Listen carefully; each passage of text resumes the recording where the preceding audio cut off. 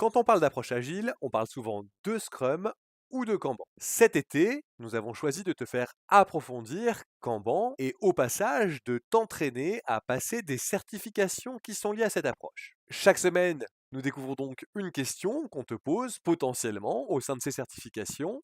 Voici la question de la semaine. Quels sont les bénéfices d'utiliser Kanban avec Scrum? Une réponse possible. A. Cela permet de gagner du temps en évitant de faire les événements Scrum. B. Cela peut entraîner une meilleure collaboration au sein de l'équipe Scrum. C.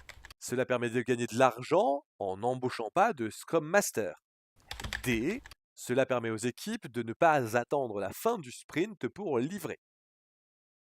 Attention, en fait ici on va bien parler de compléter Scrum avec Kanban et non pas de faire du Scrumban dont tu verras plein d'articles sur internet et dont moi je ne suis personnellement pas fan. Quand tu combines Scrum avec Kanban, tu ne dénatures pas Scrum.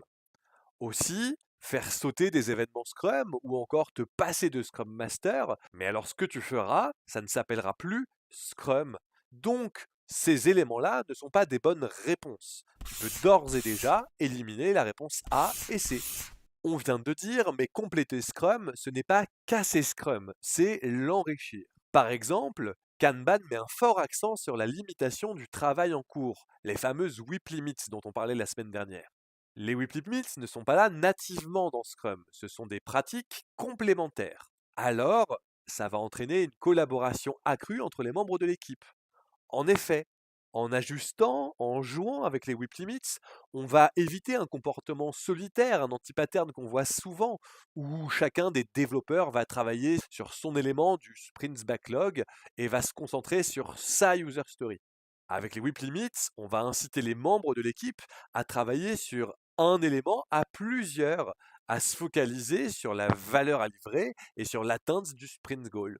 Donc tu le vois, grâce aux Whip Limits, grâce à Kanban, en combinant Scrum et Kanban, eh ben, on va renforcer la collaboration. Tu peux donc cocher la réponse B.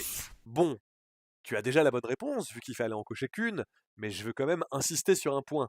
Avec Scrum, rien n'interdit, voire même tout encourage à livrer très régulièrement, sans attendre, par exemple, la fin du sprint pour livrer.